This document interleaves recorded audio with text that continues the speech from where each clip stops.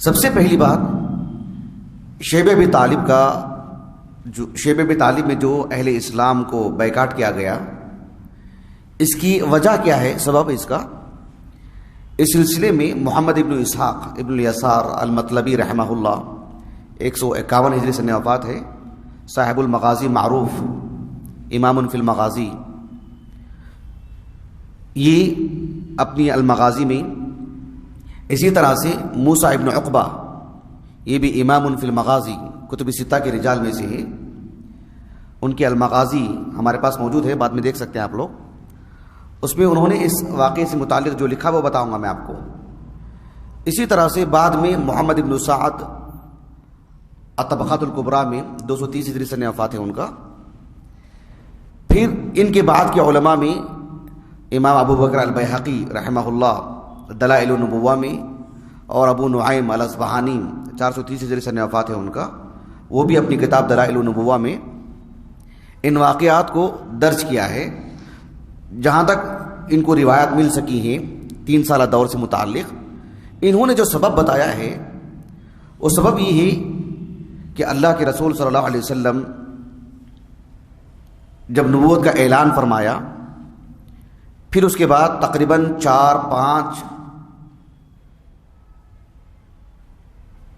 4ویں یا 5ویں سال نبوت کی آپ نے لوگوں میں دعوت کو خوب عام کیا، اور لوگوں نے بھی اسلام قبول کرتے رہے۔ ایسے میں کفار کی طرف سے ہر طرح سے تکلیف دی جانے لگی۔ آپ علیہ السلام نے حبشہ بھیجا، پھر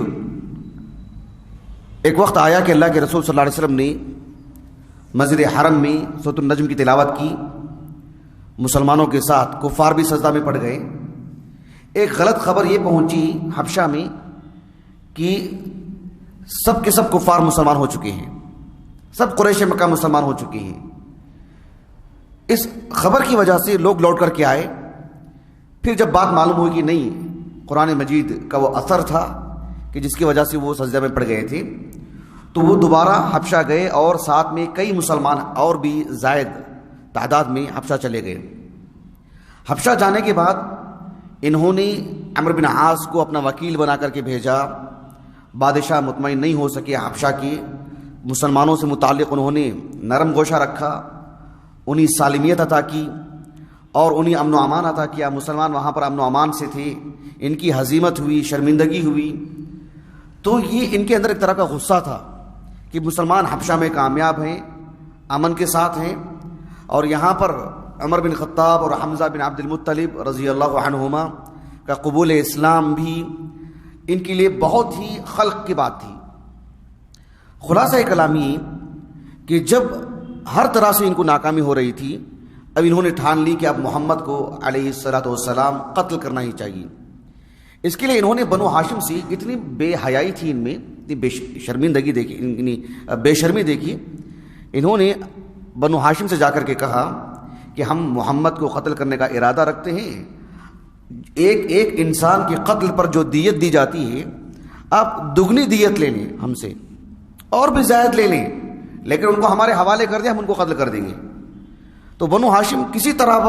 طرح سے بھی یہ سودا منظور نہیں کیا، جس کی وجہ سے انہوں نے ایک صحیفہ تیار کیا اور اس میں کچھ باتیں تحریر کی۔ اللہ کے رسول صلی اللہ علیہ وسلم اور آپ کے صحابہ کو بائیکاٹ کی دھمکی دی گئی، اور یہ فیصلہ عام کیا گیا کہ ان سب کو بائیکاٹ کیا جائے گا۔ ایسے میں بنو ہاشم کے مسلمان تو تھے ہی، کفار بھی، جن میں جو خونی حمیت تھی، اس وجہ سے وہ بھی ان کے ساتھ تھے۔ تو یہ بائیکاٹ کا ایک پس منظر ہے جو میں نے آپ کے سامنے رکھا۔ حافظ بن حجر رحمہ اللہ نے فتح الباری میں لکھا کہ نبوت کے 7ویں سال محرم کے مہینے میں یہ بائیکاٹ کیا گیا۔ حافظ بن القیم رحمہ اللہ نے زاد المعاد میں ایک زائد بات یہ لکھی ہے انہوں نے کہ لیلۃ ہلال المحرم، بالکل محرم کی پہلی تاریخ سے یہ بائیکاٹ کیا گیا۔